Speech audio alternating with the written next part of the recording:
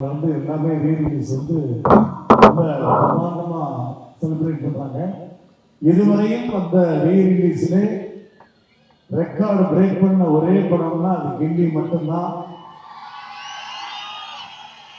அந்த ரெக்கார்டை இன்னும் அடுத்து எப்படி பிரேக் பண்ணாலும் அது கண்டிப்பாக தளபதி தான் பிரேக் பண்ணுவாங்க. அந்த மாதிரி திரும்ப ஒரு ரீரிலீஸ் படங்கள் அவருக்கு நிறைய படங்கள் இருக்கு. அதே மாதிரி நான் நிறைய தொலைக்காட்சியில் என்கிட்ட கேட்டாங்க, சாருக்கு நீங்கள் என்ன சொல்லணும்னு நினைக்கிறீங்க அப்படின்னு. நான் ரசிகர்கள் ஒருவனாக தான் சொல்லணும்னு நினைக்கிற ஒரு விஷயம். அவர் இதுதான் எனக்கு கடைசி படம் அப்படின்னு சொல்லிட்டு இருக்காரு. அதை தயவு செய்து வேண்டாம். உங்களை ஸ்கிரீன்ல பார்க்கறதுக்கு கோடான கோடி ரசிகர்கள், குட்டீஸ்கள், அன்பு தம்பிமார்கள், உடன்பிறப்புகள் எத்தனையோ பேர் இருக்காங்க. அதனால அதை மட்டும் நீங்க நிப்பாட்டி வேண்டாம். குழந்தைகள் வருஷத்துக்கு ஒரு படமாக நீங்க ஸ்கிரீன்ல வந்துட்டே இருங்க. உங்களை தூக்கி கொண்டாடுறதுக்கு அத்தனை ரசிகர்கள் இருக்காங்க உலகம் ஃபுல்லா. ஏன்னா அவர் எப்போ ஒரு குழந்தைகளையும் பெண்களையும் ஒரு நடிகனுக்கு பிடிச்சிருச்சு அப்படின்னா அதை அசைக்கவே முடியாது. அந்த வகையில தளபதி விஜய் சாருக்கு ஒட்டுமொத்த ஃபேமிலியையும் கட்டி போட்டு வச்சிருக்காரு. அதற்கு மிகப்பெரிய வாழ்த்துக்கள் தளபதி சாருக்கும். 50வது பொன்விழா ஆண்டல்ல, 75வது ஆண்டுல, 100ஆண்டு விழாவும் இதைவிட சீரும் சிறப்புமாக நிறைய நலத்திட்ட உதவிகளோடு நீங்கள் தூக்கி வச்சு அதை கொண்டாடி அழகு பார்க்கணும். நம்ம எல்லாருமே கேப்டன் அவர்கள் உண்மையிலே இந்த இடத்துல நான் நிற்கிறதுல ரொம்ப பெருமைப்படுறேன். எல்லாரும் சொல்லுவாங்க, தளபதி தன் தகப்பனுடைய வளர்ச்சினால பெரிய ஆள் ஆகிட்டாருங்க. அது கிடையாது. என்னதான் தகப்பன் தோல்ல தூக்கி காமிச்சாலும் தன்னுடைய முயற்சியால் வந்தவன் அன்பு தம்பி தளபதி அவர்கள். அவர் இன்னைக்கு மட்டுமல்ல, என்னைக்குமே சந்தோஷமா இருக்கணும்னு என்னுடைய சார்பாகவும் என் குடும்பத்தின் சார்பாகவும் எப்பவுமே என்னுடைய அன்பு தம்பிக்கு என்னுடைய வாழ்த்துக்கள் இருக்கும். ஒரே ஒரு விஷயம் மட்டும் சொல்லிட்டு உங்கள்கிட்ட நான் விடைபெறுறேன். புரட்சி கலைஞர் கேப்டனுக்கும் கிரிக்கெட் கேப்டனுக்கும் ஒரே ஒரு வித்தியாசம் தான். மேட்ச்ல இருந்தா கிரிக்கெட் கேப்டன், தமிழக மக்களின் மூச்சுல இருந்தா அது புரட்சி கலைஞர் கேப்டன் தான்.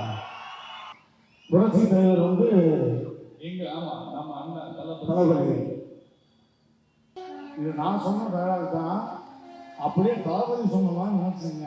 என்ன தெரியுமா, என்னை நம்பி கெட்டவர்கள் யாரும் கிடையாது, நம்பாமல் கெட்டவர்கள் பல பேர் உண்டு. அன்பு தம்பிக்கு மனமார்ந்த வாழ்த்துக்கள். நிறைய நல்ல விஷயங்கள் பண்ணணும், மக்களுக்கு பிடிச்ச விஷயங்கள் பண்ணிக்கிட்டே இருக்கணும். மக்கள் தூக்கி வச்சு அன்பு தம்பியை கொண்டாடிக்கிட்டே இருக்கணும். எங்களுடைய ஆண்டவர், உலக நாயகன், பத்மஸ்ரீ டாக்டர் கமலஹாசன் அவர்கள் கொஞ்சம் லெவல் ஏற்றிங்க.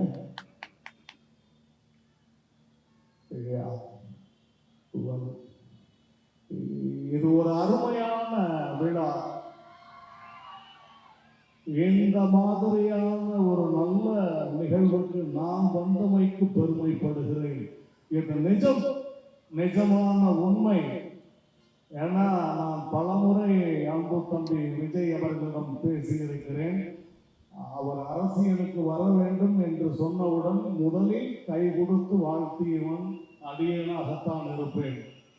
அந்த மாதிரியான ஒரு நல்ல உள்ளம் படைத்த அன்பு தம்பி விஜய் அவர்களுக்கு இந்த பொன்விழா ஆண்டில் இந்த நாயகனின் மனமார்ந்த வாழ்த்துக்களை பதிவு செய்கிறேன். பொதுவாக அன்னைக்கு காலையில் கூட கமலாத்திரத்தில் கேட்டாங்க, விஜய் சார் மாதிரி பேசுங்க அப்படின்னாங்க.